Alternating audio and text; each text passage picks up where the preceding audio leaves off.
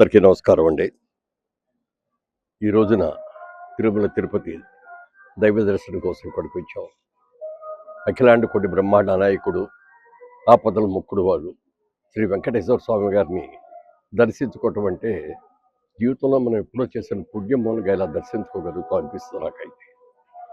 అనేక సందర్భాల్లో కలిసిన ఈరోజు జరిగిన దర్శనానికి ఓ ప్రత్యేకత ఉంది. ముఖ్యంగా భగవంతుడు దర్శించుకోవడమే కాకుండా మరి కమిటీ చైర్మన్ గారు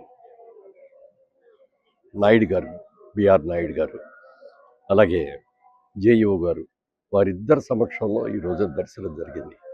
వారిద్దరి ఆశీస్సులతో కార్యక్రమం కూడా చాలా చక్కగా జరిగింది.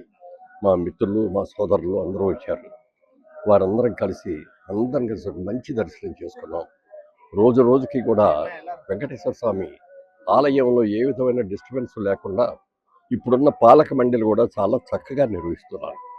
కల్తీ నెయ్యలు కానీ, కల్తీ పదార్థాలు కానీ ఏమీ లేకుండా స్వచ్ఛమైన ప్రతి ఆహార పదార్థం కూడా స్వచ్ఛమైనవి. ఇదివరకు లో బడ్జెట్లు ఎవరు లో ఇస్తే వాళ్ళకి ఇచ్చేవారు.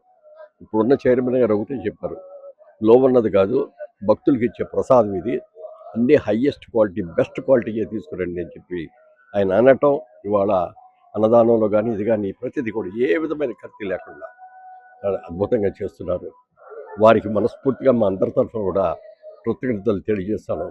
అలాగే మన ఉభయ రాష్ట్రాలు ఆంధ్రప్రదేశ్, తెలంగాణ రెండు కూడా అభివృద్ధి చెందాలని మనస్ఫూర్తిగా కోరుకుంటూ, అమరావతి నిర్మాణంలో చంద్రబాబు నాయుడు గారికి మీ ఆశీస్సులు పూర్తిగా కావాలని వెంకటేశ్వర స్వామిని మనస్ఫూర్తిగా నేను దండం పెట్టుకున్నాను.